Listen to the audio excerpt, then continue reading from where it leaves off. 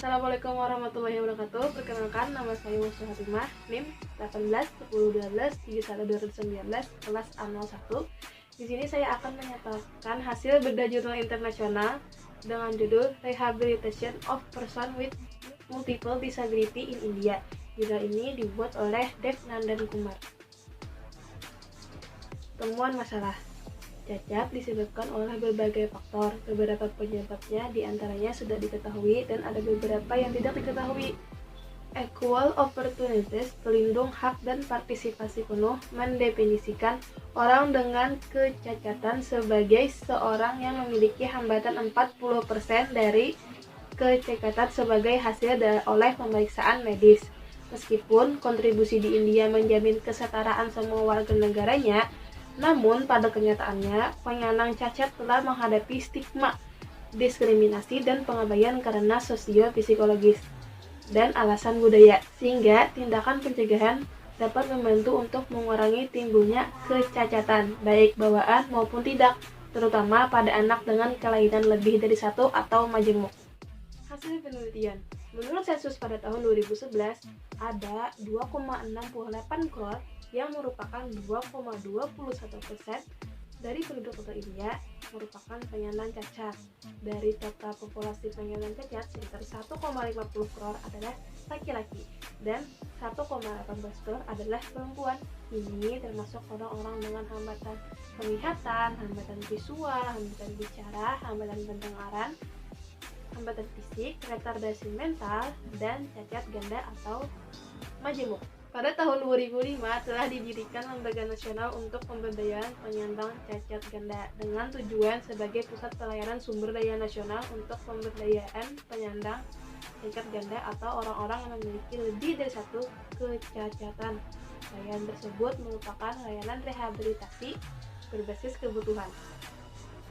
Institut di India juga berusaha untuk mencapai tujuan dasar dari pengembangan sumber daya manusia di daerah melalui penawaran gelar MPhil, diploma pascasarjana, dan program diploma untuk melayani kebutuhan profesional yang bergerak dalam memberikan pelayanan rehabilitasi untuk anak penyandang cacat ganda atau anak dengan hambatan majemuk. Apa saja undang-undang dari pemerintah setempat dan apakah ada kontribusi dari pemerintah untuk anak dengan hambatan majemuk? Peraturan perundang-undangan untuk anak berkebutuhan khusus. Yang pertama, Rehabilitasi Dewan India tahun 1992. Yang kedua, Hak Penyandang Cacat Undang-Undang tahun 2016. Yang ketiga, National Trust untuk Kesejahteraan Penyandang Autisme, Cerebral Palsy, Retardasi Mental, dan Multiple Disabilities tahun 1999. Yang keempat, Kesehatan Mental tahun 1997. Kontribusi pemerintah setempat. Yang pertama, memberikan keuangan melalui Yayasan LSM. Yang kedua, memberikan berupa alat bantu dan perangkat untuk rehabilitas. Yang ketiga, memberikan akses gratis untuk mendeteksi dini dan diagnosis gangguan pendengaran. Yang keempat, memberikan pekerjaan untuk anak berkebutuhan khusus di perusahaan. Yang kelima, beasiswa dan berbagai kursus untuk siswa ABK. Simpulan penelitian: pemerintah memprioritaskan untuk menjamin akses terhadap intervensi rehabilitas yang sesuai, tepat waktu, terjangkau, berkualitas tinggi, konsisten dengan CRPD bagi semua orang yang membutuhkannya. Pemerintah harus mengembangkan, melaksanakan, dan memantau kebijakan, mekanisme pengaturan, dan standar untuk layanan rehabilitasi, serta mempromosikan akses yang sama ke layanan tersebut. Meskipun memiliki hambatan waktu yang sulit, tapi semangat dan komitmen kami cukup besar. Kami memiliki sumber daya, manusia, dan keuangan. Namun, kebutuhan jaminan terpadu antara berbagai pemangku kepentingan harus dibuat dengan cara terikat waktu, dengan tekad dan integritas tujuan.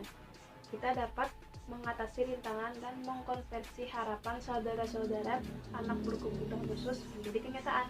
Temuan teori pada jurnal tentang anak dengan hambatan majemuk. Yang pertama, Lembaga Nasional untuk Pemberdayaan Penyandang Cacat Ganda didirikan pada tahun 2005 dengan tujuan untuk melayani sebagai pusat sumber daya nasional untuk pemberdayaan penyandang cacat ganda. Orang-orang yang memiliki lebih dari satu hambatan sebagaimana disebut dalam PWD tahun 1995 dan Trus Nasional Undang-Undang tahun 1999 disediakan layanan rehabilitasi berbasis kebutuhan. Institut berusaha untuk mencapai tujuan dasar dari pengembangan sumber daya manusia di daerah melalui gelar MPhil, Diploma Pasca Sarjana, dan program diploma untuk melayani kebutuhan profesional yang bergerak dalam memberikan pelayanan untuk anak-anak berkebutuhan khusus. Yang kedua, menurut sensus tahun 2011 ada 2,68 kor anak penyandang cacat di India yang merupakan 2,21% dari total penduduk. Dari jumlah populasi anak berkebutuhan khusus ada 1,50 kor laki-laki dan 1,18 kor perempuan. Dari jumlah populasi tersebut ada anak-anak dengan hambatan visual, fisik, bicara, pendengaran, penyakit mental, retardasi mental, dan anak dengan hambatan lebih dari satu atau anak dengan hambatan majemuk. Komentar terhadap jurnal ada dari segi penulisan dan dari segi materi. Dari segi penulisan, kelebihannya jurnal tersebut yang pasti sudah rapi, bahkan bagus karena jurnal juga bisa dibaca dengan jelas karena jurnal internasional pasti memiliki tahapan-tahapan untuk bisa dipublikasikan. Lalu kekurangannya, biasanya pada jurnal itu ada penutupan, ada pembahasan, dan ada hasil penelitian. Di jurnal ini tidak tertulis bahasan, di mana pendahuluan, dan di mana hasil penelitian. Lalu dari segi materi, kelebihannya jurnal ini menghimpun informasi-informasi dan materi yang akurat karena didapatkan dari situs-situs pemerintah. Kekurangannya, pada jurnal diberikan judul Rehabilitasi Penyandang Tunaganda di India. Namun, dari segi materi, kebanyakan penulis menghimpun materi tentang anak penyandang cacat secara umum. Hanya sedikit materi yang dimuat tentang anak dengan hambatan tunaganda atau anak dengan hambatan majemuk.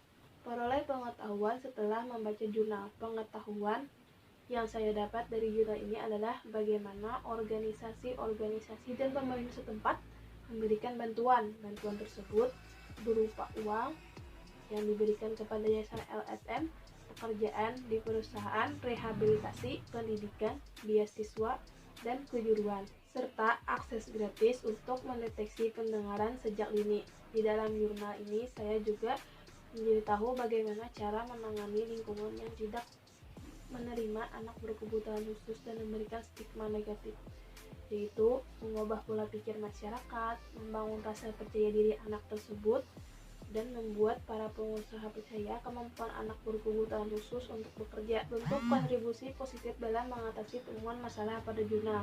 Dalam permasalahan jurnal tersebut, terdapat hambatan untuk merehabilitasi anak-anak berkebutuhan khusus, mulai dari hambatan stigma negatif dan kurangnya peran pemerintah. Seperti halnya terdapat di jurnal, saya akan membantu membuat lingkungan masyarakat mengubah pola pikir mereka tentang anak ABK dan jangan memberikan stigma negatif terhadap anak ABK, apalagi anak-anak dengan hambatan majemuk atau tunaganda. Lalu jika memungkinkan, saya akan memberikan pelatihan untuk anak-anak ABK agar mereka bisa bekerja dan hidup secara mandiri nantinya.